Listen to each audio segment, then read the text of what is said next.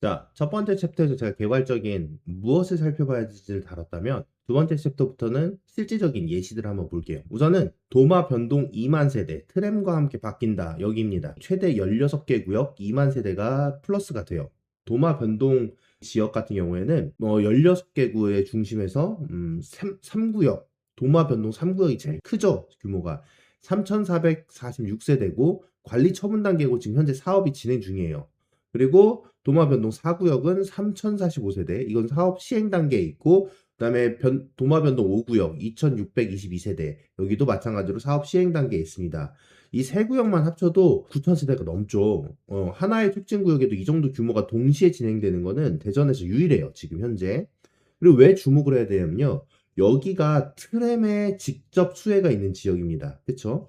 그리고 도마 환승역 같은 도마역으로 환승이 되는, 그 다음에 서대전역 트리플 환승권도 도보권에 있고요. 둔산생활권에도 인접해서 학군의 수요도 있습니다. 근데 이게 물론 정책 변수가 있죠. 사업 지연 리스크 같은 분담금 상승이나 이게 사업이 지연이 되면은 분담금이 되고 금리가 올라가고 이런 게 있으니까 이런 건 뒤에서 자세히 한번 다뤄볼게요. 자, 도마 변동이 주목받는 이 핵심 이유가 교통인데요. 이게 서대전역 트리플 환승역이 돼요. 기존 1호선에서 2호선 수소트램 그리고 충청광역철도까지 이게 세 개가 한 곳에서 만날 수 있는 지역이에요.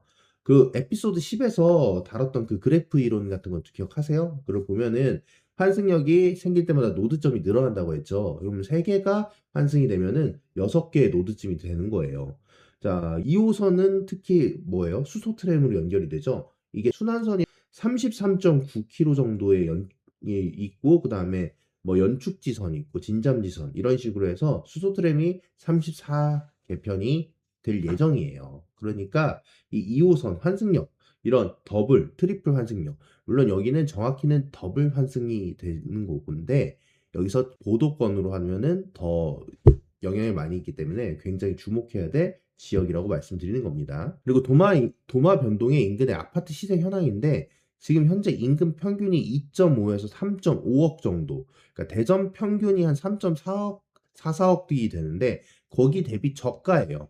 둔산동 학군 같은 경우는 4.4억이고 월평동도 3.8억 정도를 합니다.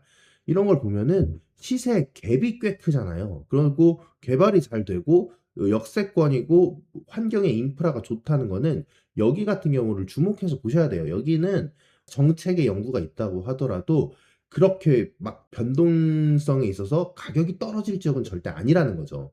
자, 지금 현재 그 정책에 의해서 어느 정도 가격에 대한 상승률이 가치 확률이 높고 그다음에 과하게 된 데는 가격이 떨어질 확률도 있어요. 그렇다면은 내가 내 집 마련을 위해서 한 집을 골라야 된다라고 하면은 이런 지역이 가장 좋은 거예요. 왜냐하면은 여기는 값이 떨어질 염려가 없고 그리고 현재 평균가에 비해 낮고 그런데 개발 확률이 높고 교통권도 잘 돼 있어. 그렇다면 여러분들이 한 집에 대한 투자, 내가 살 집에 대한 투자 같은 경우에는 반드시 고려해봐야 할 대상이 되는 겁니다. 자, 도마 변동은 교통이 바꾸는 지역이고 시간과 정책이 변수긴 해요. 이게 지연되는 게 문제긴 해요. 하지만 현재는 대전 평균 대비 굉장히 시세가 낮은 구간이에요. 그래서 이런 거를 고려해서 이 지역에 대한 검토를 좀 필수적으로 하시면은 굉장히 좋은 기회를 얻을 수 있을 겁니다. 마찬가지입니다. 이거는 제가 투자를 요구하는 게 아니라요. 그냥 정보 제공을 목적으로 만든 거예요. 그래서 정책에 대한 거나 전문가하고 상담을 통해서 꼭 좋은 활용을 하시기 바랍니다. 자, 그 다음 챕터에서 만나보도록 할게요.